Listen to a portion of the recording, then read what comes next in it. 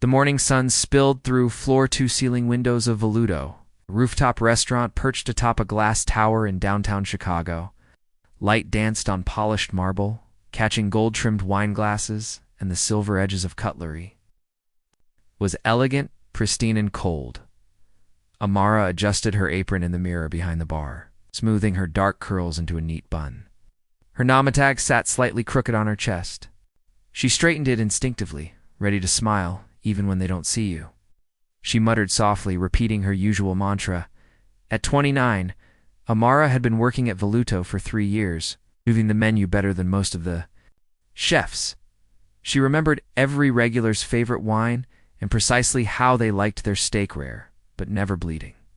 She moved like someone who understood that grace wasn't an act, but a defense mechanism. As the brunch rush began, space filled with money, pressed into suits, heels, cufflinks. Conversations about real estate acquisitions and private schools buzzed around her like static, and with it came the familiar stings, the polite nods that dismissed her, the tight smiles that refused eye contact, the glances that landed just a moment too long before looking away. At table 3, a woman with blonde extensions and a Gucci clutch waved her over without looking up. No cream in the coffee. I can't have dairy. You got it? Amara said, turning smoothly. Also, the woman added sharply, tell the kitchen not to burn my toast again like last time. You were our server then too, right? There it was, coded in casual tone, dipped in accusation. Amara offered a practiced smile. I'll make sure it's perfect this time. By noon, the floor buzzed. Her tray was half full when Marcus, the floor manager, leaned in with a clipboard. Amara, take table 7. She blinked. Take 7? Yeah. Private reservation. VIP, you're the best for it. Her stomach tightened. Not from fear, exactly, but from a sharp instinct that never failed her. She nodded. Table 7 sat alone by the corner window, overlooking the lake. As she approached, her steps slowed.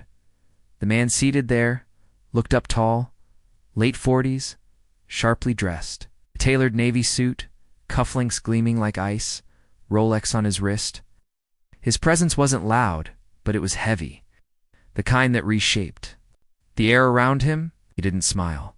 His eyes scanned her from head to toe, not lasciviously worse.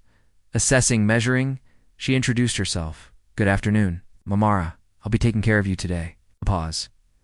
Right, he muttered, adjusting his cuff. Let's hope that means something. No smile, no eye contact. Just a statement, dismissive, quiet but sharp enough to draw blood. Amara swallowed once, stepped back with grace, and opened her notepad. She didn't know his name, not yet, but already something in her chest whispered, be ready, the wine list. Had barely touched the table before Gregory Langston let out a sharp exhale through his nose. The kind that wasn't loud but demanded acknowledgement. Amara stood poised, pen in hand. Would you like me to walk you through the reserve selections? Didn't look up? Do I look like I need help with wine? The words landed flat, clipped, measured, then a glances raking across her face, to her name tag, to the color of her skin. Or is that just your protocol for everyone? Amara blinked once. She had a catalog of responses she'd trained herself to give, firm, polite, disarming. But the right one didn't come this time. I'll give you a moment to decide, she said quietly, and stepped away.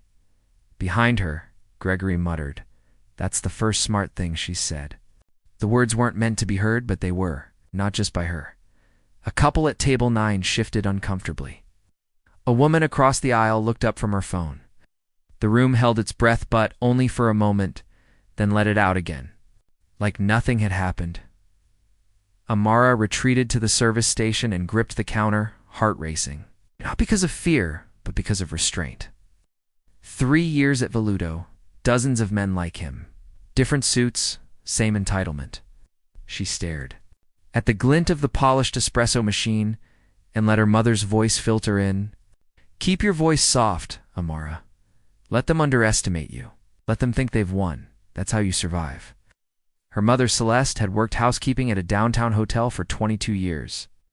She taught Amara to fold corners perfectly, to smile without showing teeth, and to stay standing even when someone tried to make her feel small.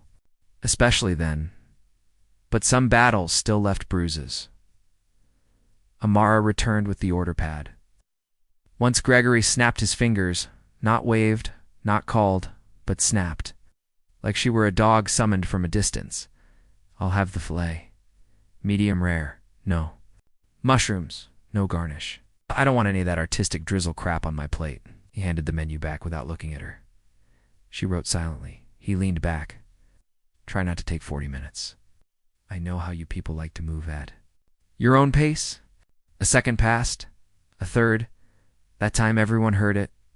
Cutlery paused midair. Glasses froze at lips. One of the new waiters near the kitchen entrance whispered, "Jesus Christ." Amara felt heat rush to her face, but not from shame. Sheer effort it took not to let the pen tremble in her hand. She smiled, not kindly, but tightly. "I'll make sure it's prompt." She turned away, eyes burning at the kitchen pass. Marcus glanced over. "Everything okay with 7? She hesitated. "Yes," she said. "Just particular." Gregory watched her leave like someone who hadn't done anything wrong. Like someone used to the world folding for him. He didn't notice the silence that followed him like smoke. Amara slipped through the swinging door into the back room, her breath shallow. The hum of the restaurant floor vanished, replaced by the whir of the industrial freezer and the clink of metal trays. Her hands trembled as she pressed them against the cool stainless steel counter. Trying to ground herself, her reflection shimmered in the surface-sized glossy jaw, clenched, shoulders drawn up like armor. She closed her eyes. "You people like to move at your own pace?" The words echoed louder in the silence. They always did when she was alone. Her chest ached not from the insult, but from the restraint. The effort it took to say nothing. To keep serving. To keep smiling. That, somehow, was the expectation.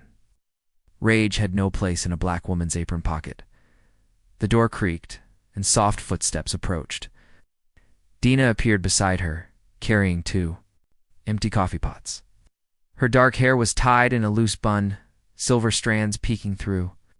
She was in her 50s, her face worn by years in the service industry. But her eyes were kind always had been. Dina didn't speak at first. She just set the pots down and leaned on the counter beside Amara.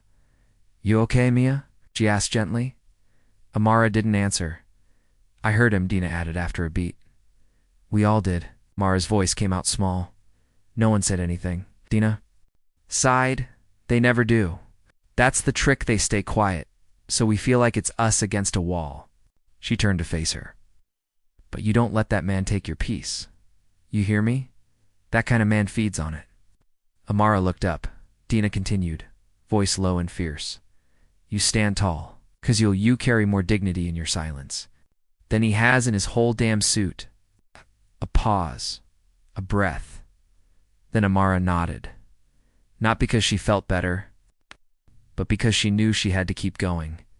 She straightened her apron, wiped beneath her eyes, and walked toward the door. She didn't feel calm. She didn't feel powerful, but she felt clear as she stepped back onto the floor. Her spine a little straighter, the weight in her chest no lighter but more focused. She knew something had shifted. She wasn't just serving anymore. She was watching, waiting. The steak was plated perfectly medium rare. No mushrooms, no garnish, no artistic drizzle. Amara had double-checked it herself. She approached table 7, her face composed, but inside. Her thoughts stacked like glass, carefully, precariously. One wrong step, and everything would shatter. "Here you are." "Sir," she said, placing the dish in front of Gregory with quiet precision. He looked at the plate, then at her, then back again. "I said no garnish. There isn't any, sir." Squinted. "What the hell is this, then?"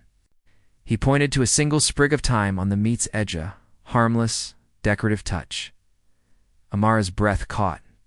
"It's not garnish, sir. Just an abused in the sear for flavor," but Gregory was already pushing back from the table, his chair scraping loudly against the marble floor. Heads turned.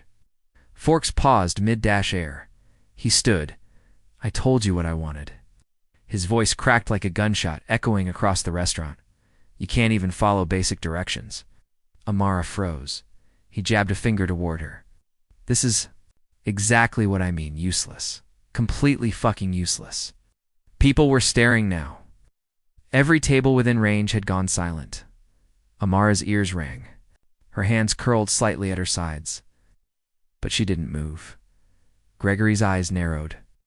His next words came sharp and deliberate, like a knife drawn slow. You know what? I should have known better than to expect real service from someone like you. And then he said it, the slur. Ugly. Deliberate. Venom dash-laced. It hit the air like a THUNDERCLAP. Gasps. A spoon clattered to a plate. A waiter near the bar dropped a wine glass, and it shattered across the floor.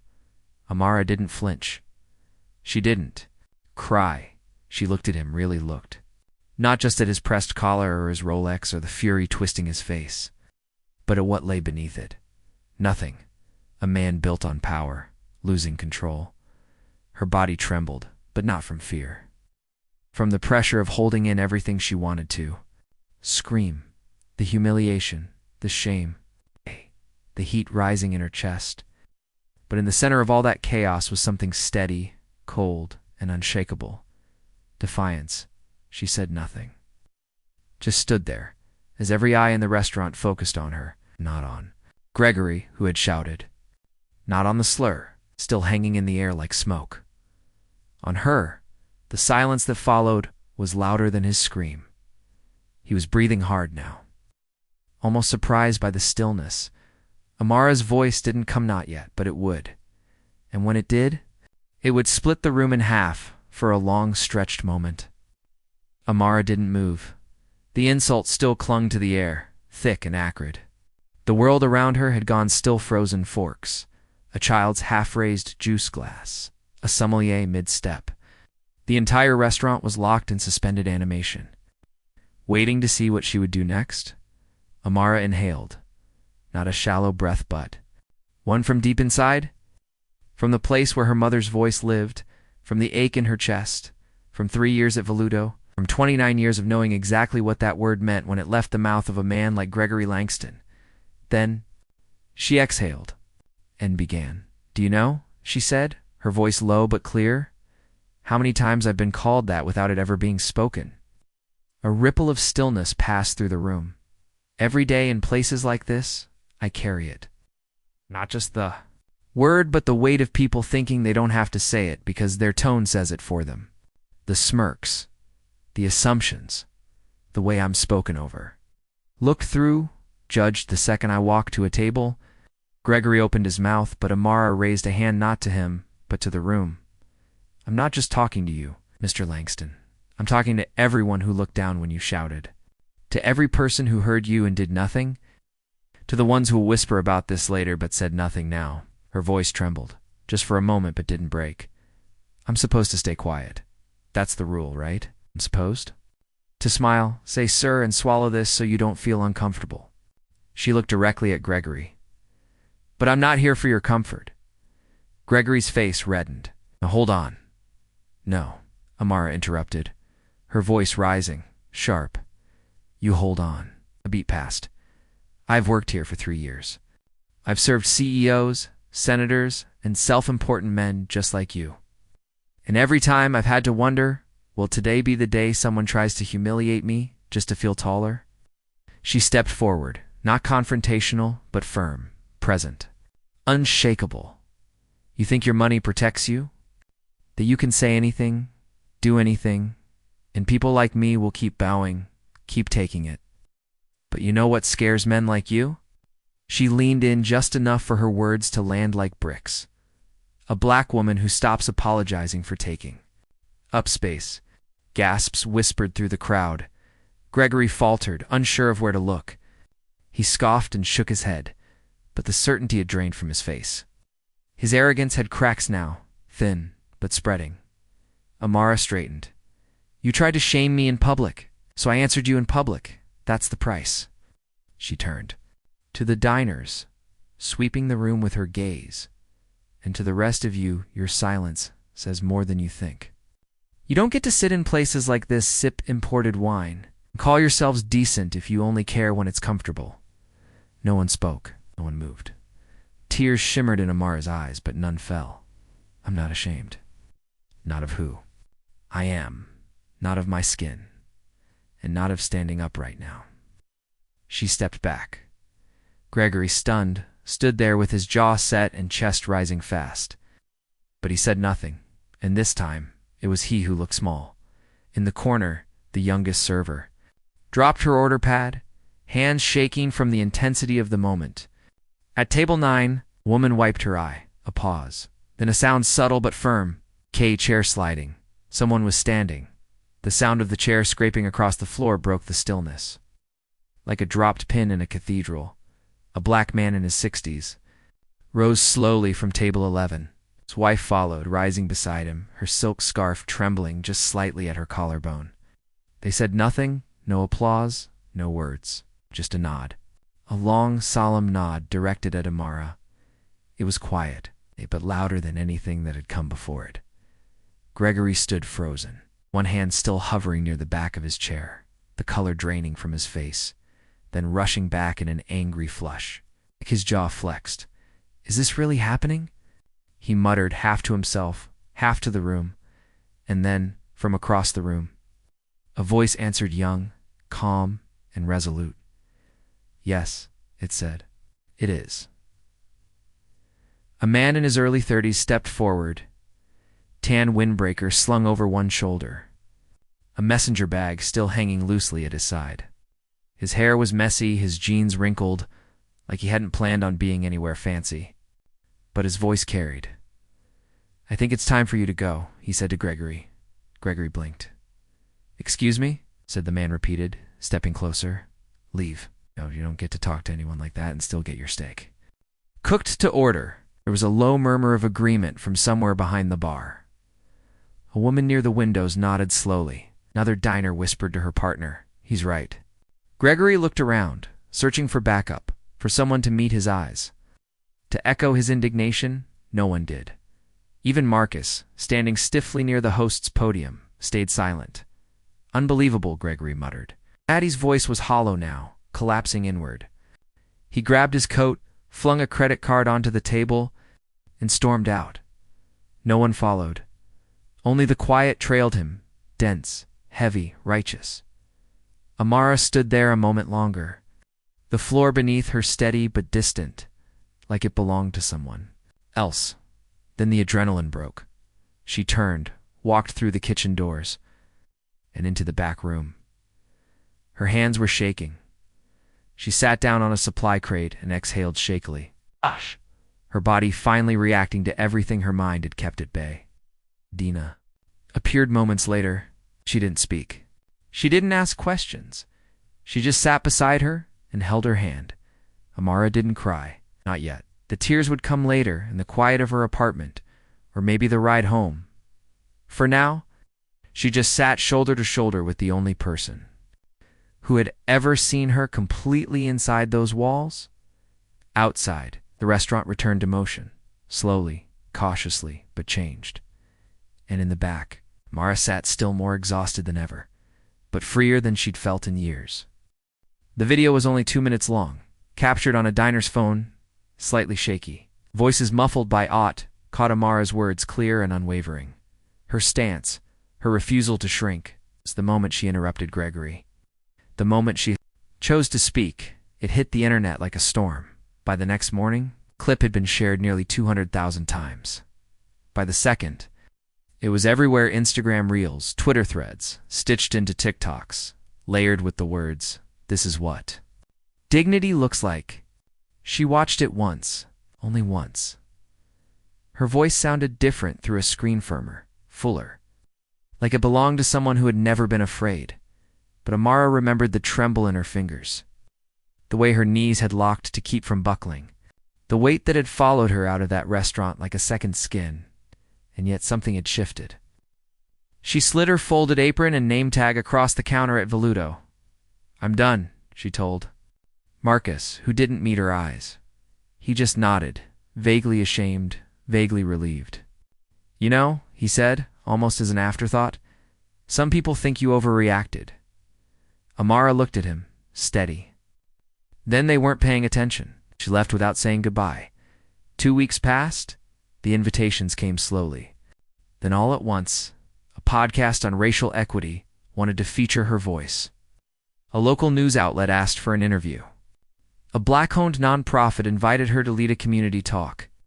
Racism in the service industry, what we don't say. She said yes to that one. And that's where she stood new, in the heart of Bronzeville. Inside a sunlit room with exposed brick and folding chairs lined in uneven rows. The air buzzed with quiet energy. Plastic cups of lemonade sweated on the back table. People, young, old, brown, white, sat in a circle, not facing a stage, but each other. Amara stood at the front, not behind a podium, just standing. Her curls were loose now, falling around her shoulders. Her name tag had been replaced by a notebook in one hand, a mic in the other. I used to think being silent was how you survived, she told them. That if you kept your head down, didn't challenge anything, you could move through the world safely. She paused, eyes sweeping the room. But safety is not freedom. Silence doesn't always protect you. Sometimes it just protects the people who hurt you. A woman near the back nodded, her eyes glossy. A busboy from a downtown bistro scribbled notes furiously. A teen girl in the front row, no older than 13, raised her hand shyly. What if speaking up makes everything worse? Amara crouched to her level, resting the mic against her chest. For a moment, I can't promise it won't, she said gently. Sometimes it will. Speaking up costs something, it always does. But staying silent costs too. Sometimes more. The girl nodded slowly.